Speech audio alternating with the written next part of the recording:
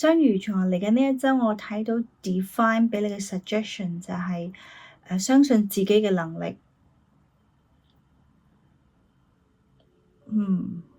好好認清自己嘅價值啊！因為可能好多雙魚座嘅朋友仔都會係比較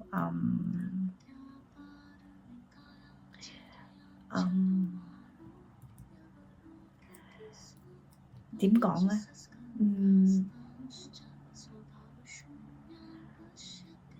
好怕得罪人，係啊，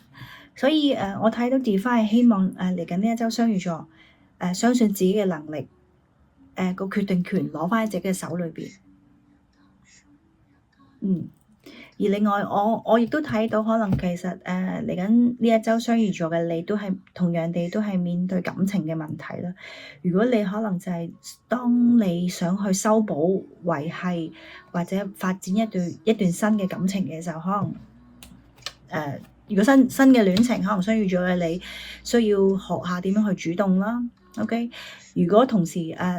某一部分嘅雙魚座，如果係你需要去維繫、修補一段關係嘅時候，可能就係要嘗試下主動啲，唔好等對方嚟氹返你啦，係咪？即係可能有時係你錯，唔係未必人哋錯㗎嘛。又或者可能雙方都有錯嘅時候，嘗試下主動啲去氹返人啦。OK。而喺呢個過程裏邊，我亦都睇到就係雙魚座以一個平靜啲嘅心情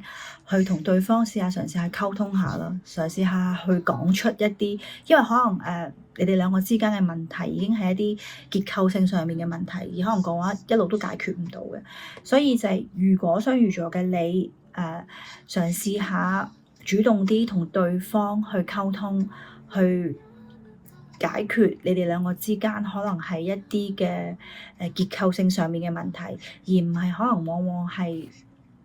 想人哋改變而你自己唔改變，又或者可能係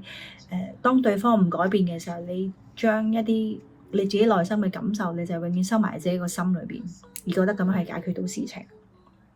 但係我覺得最重要嘅就係雙魚座嘅你一定要以一個真係平靜嘅心態、心情去真正去討論你哋可能係你哋兩個之間存在嘅一啲問題，或者去共同去面對你哋可能嚟緊呢一周或者過往要面對嘅問題。OK，